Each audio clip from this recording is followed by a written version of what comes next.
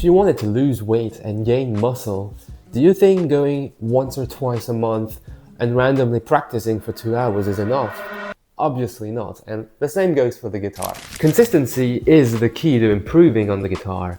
I've been playing for over a decade, and I created a 5 to 15 minute warm-up routine that you can implement in your sessions to improve as fast as possible. Let's get into it. This routine focuses on improving your guitar knowledge, such as the notes on your fretboard and your scales, but also your creativity and improvisation skills. The main objective of the first exercise of the routine is to be as fluent as possible on your fretboard.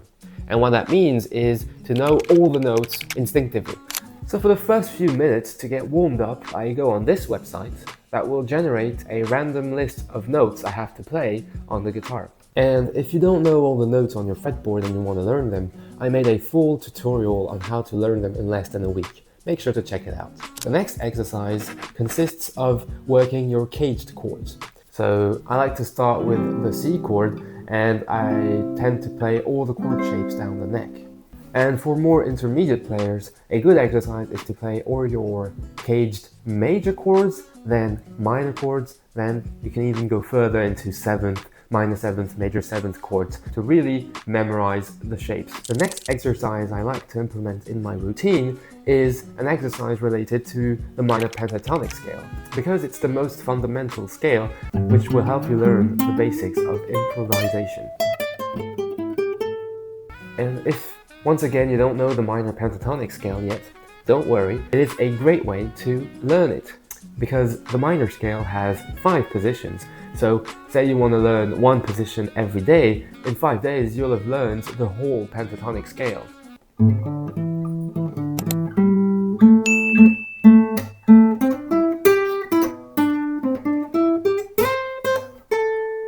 And later on you can add the newer positions you learned and try to go from one position to another using sliding or hammer-on and pull-offs.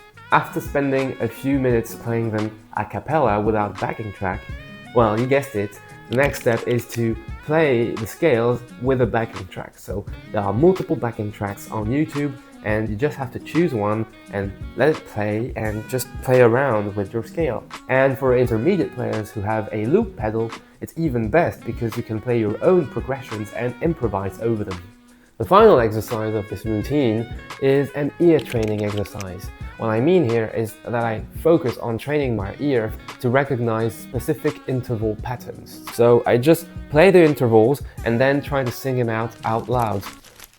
Now, in this list of exercises, maybe you only like 1 or 2 of them, and that is not a problem. The idea was to give you a list of exercises I use, and then you can choose which ones you want to keep and add to your sessions.